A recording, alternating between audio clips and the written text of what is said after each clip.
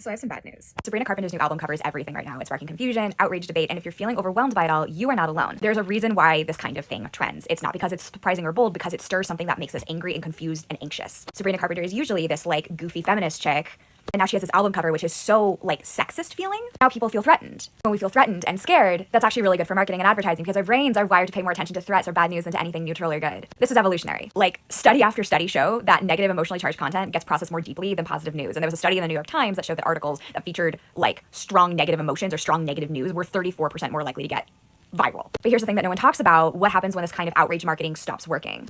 It has to be like louder, sharper, riskier. And eventually people start to feel it. They feel numb, they feel exhausted, and they feel like they're being pulled into one big emotional roller coaster that they didn't ask to be on. And smart brands, the ones thinking about long-term connection for years and years and years of trust and engagement, know that building trust typically doesn't go viral, it doesn't make headlines, but it creates something more meaningful. Outrage might win clicks, but it's not going to win hearts, and it's certainly not going to build a community that lasts. So if you're feeling overwhelmed by what's trending, that's okay. This is by design. And the good news, you don't have to stay in it. There are better ways to connect, more honest ones, more human ones, strategies that actually build trust in the long term that do not depend on making people super angry.